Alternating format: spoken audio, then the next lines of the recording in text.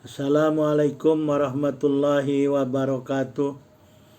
Bismillahirrahmanirrahim. Alhamdulillahirrabbilalamin. Allahumma salli wa sallim wa barik ala nabina Muhammad wa ala alihi wa sahbihi ajmain wa man tabi'ahum bi ihsanin ila yaumiddin. Amma ba'd.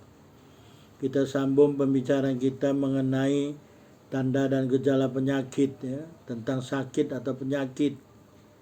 Jadi kita sudah berbicara tentang kondisi, ya, seseorang yang mengalami suatu gangguan atau penyakit tapi tidak ada gejala atau tanda, ya. Nah, sekarang ada kondisi atau gangguan dengan tanda dan gejala yang simultan, serentak berlaku, ya. Jadi terkadang tanda-tanda penyakit ini menunjukkan juga gejala-gejala penyakit, ya. Banyak contohnya, ya. Contohnya seperti bayi saja, ya. Bayi kalau menangis, ya. Bayi menangis ini macam-macam, ya, penyebabnya, ya. Apakah dia ngompol, ya, atau dia buang air kecil, itu juga menangis, ya. Atau dia lapar, dia juga menangis, ya. Atau dia demam, dia juga menangis. Jadi tanda bisa dengan gejala, tapi gejalanya macam-macam, ya. Macam-macam, terutama bayi ini kadang-kadang kita repot, ya, apalagi kalau orang yang baru pertama sekali memiliki bayi, ya. Ya, nangisnya itu macam-macam penyebabnya, ya. Kadang-kadang juga karena digigit semut, ya. Kalau digigit semut misalkan habis menyusui nggak dilap bersih, ya, semut datang digigit, nangis dia. Jadi nangis ini banyak, dia ada gejala atau memang tidak ada penyakit, hanya misalnya gangguan serangga atau dia ngompol atau dia lapar. Jadi tidak bisa juga dikatakan bayi nangis karena sakit, ya, kecuali kalau memang seperti demam misalkan, ya, rewel, ya. Atau misalkan ada seorang menggaruk lengannya, ini tanda kan, garuk-garuk lengannya, ada apa di lengan, ya, dia mengalami gejala gatal, itching, gatal, lihat di lengannya ada apa gitu, ya. Apakah ada ruam di sana atau ada apa gitu, ya, jadi dia merasakan sesuatu, atau dia memegang lengannya sambil dipijit-pijit gitu, ya.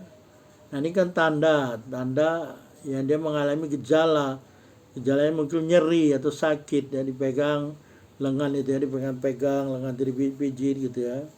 Kalau orang tua kadang-kadang itu, ya, dia merasakan sesuatu yang sakit, dipegangnya, dipijit. Nah, ini kan tanda dia mengalami suatu gejala gitu kan. Atau ada orang memegangi lututnya misalkan, ya, pegangi lututnya, pijit-pijit, sakit gitu, ya. Ini orang-orang yang dah umur 40 tahun ke atas nih, ya, kadang-kadang lutut sakit dipijit gitu, ya. Kadang betis sakit dipijit, ya, sakit itu. Di sana ada tanda dan sekaligus gejala gitu, ya. Atau orang yang muntah gitu, ya. Muntah, ya, ini menunjukkan adanya gejala mual, ya. Apalagi kalau pagi-pagi, ya, perempuan, ya, baru menikah, ya, sebulan 2 bulan, istrinya tiba-tiba muntah-muntah pagi-pagi, ya. Kalau nggak tahu, sakit apa ini, ya, sakit karena lelaki katanya, ya. Sakit, ya, bukan sakit, ya, tapi disebut sakit morning sickness, ya, sakit pagi-pagi gitu, ya. Pagi-pagi ini dia muntah menunjukkan gejala mual, ya. Karena apa? Karena dia hamil sebetulnya, ya. Kenapa dia mual? Karena ada rahimnya sudah diisi gitu, ya. Jadi dia merasakan sesuatu yang lain dari biasa gitu, ya.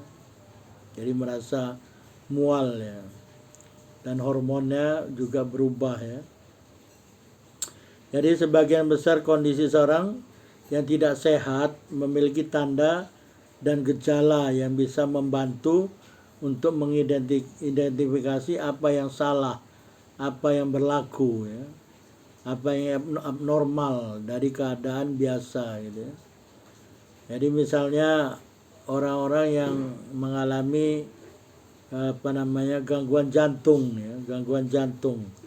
Ini akan sering mengeluhkan, dia mengeluh, dia sering merasakan adanya gejala, ya, seperti nyeri dada, sering-sering dipegangnya, misalkannya dada kirinya, dilus-lusnya sakit gitu ya.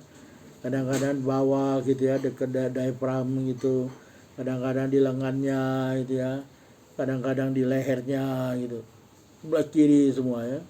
Kadang-kadang di rahangnya dia mengalami sakit, kadang-kadang dia, kadang-kadang malah di tengkuknya sakit gitu ya. Kadang-kadang di ujung jari tangan, ya, kaki kadang-kadang sakit, dia merasa sakit. Itu ada gejala gitu ya, gejala sakit. Tapi dia sering memijit-mijit gitu ya. Itu kalau masih bisa ditolerir, ya, bisa masih bisa mentoleransi ya sakitnya. Tapi kalau udah nggak tahan, kadang-kadang sampai pegang dadanya dicengkram-cengkram gitu ya, lengannya pun dicengkram gitu ya, kuat ya supaya hilang gitu ya, di dada atau di lengan ya. Jadi mereka ini mungkin juga menunjukkan tanda-tanda lain ya. Ya, tanda lain seperti wajahnya pucat ya, ada sakit itu pucat wajahnya ya. Kadang-kadang malah berkeringat ya, basah bajunya berkeringat sambil merasakan sakitnya itu ya, sakitnya dada ya. Dan juga kalau didengar detak jantungnya tidak normal ya. Dan kadang-kadang pun tekanan darah juga tinggi ya. Nah, ini menunjukkan adanya gangguan jantung ya. Dan perlu dilakukan pemeriksaan oleh ahlinya, dokter pakar ya, supaya tidak salah gitu ya, karena sakit dada ini macam-macam, apalagi kalau tidak di sebelah kiri ya. Supaya meyakinkan, dokter akan memeriksanya ya, semacam lah dilakukan pemeriksaan ya. Jadi tidak peduli tanda atau gejala apapun ya yang seseorang alami atau ditunjukkannya, mungkin masalahnya serius gitu ya, jangan dianggap ringan, jangan dianggap remeh ya. Jadi ada gabungan tanda dan gejala ya. Tadi seperti orang yang mengalami gangguan jantung.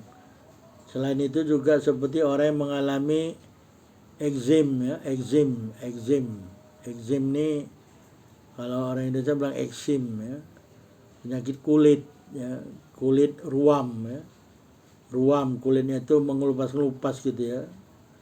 Nah, ini menjadi tanda gejala atau kedua-duanya ya.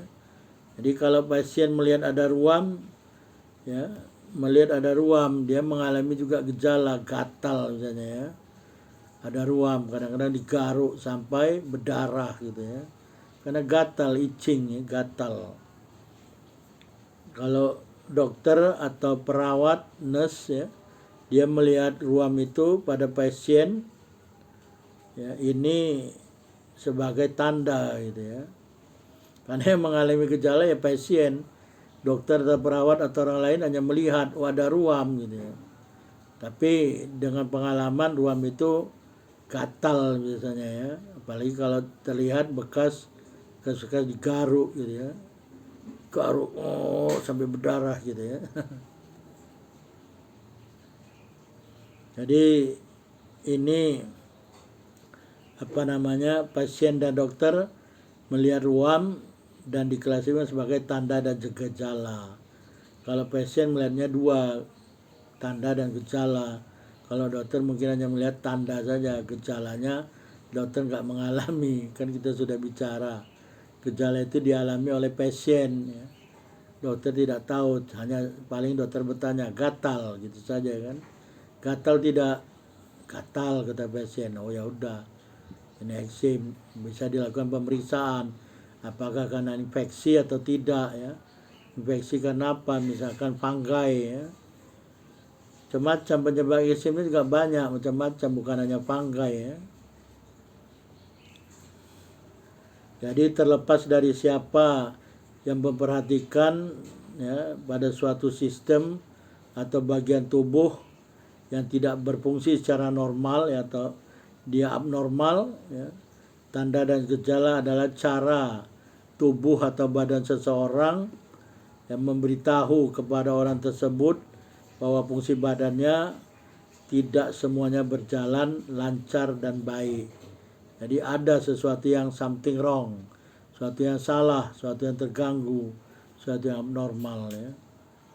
Jadi beberapa tanda dan gejala ini memerlukan tindak lanjut ya untuk dilakukan nanti pengobatan atau perawatan. Jadi kalau sudah mengalami tanda dan gejala ya, cobalah cari pengobatan ya. Atau sekarang ini kan pengobatan macam-macam ya.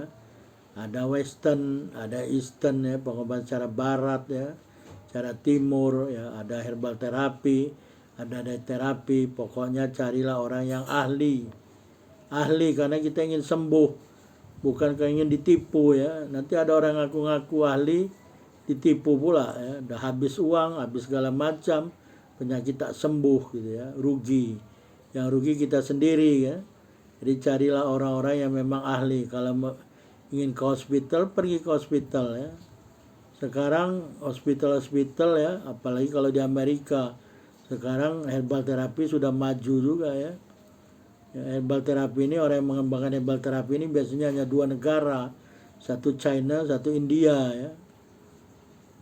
Ini asal herbal terapi ya, China dan India. Ada juga sekarang dengan diet terapi ya. Diet terapi ini juga biasanya dulu Eastern ya. Eastern mereka menggunakan makanan-makanan atau herbal atau rempah-rempah yang untuk digunakan sebagai terapi ya. Tidak hanya makanan saja ya, mengatur makanan juga ya. Dalam Islam juga ada konsep-konsepnya ya. Ini fasting, puasa ya, saum.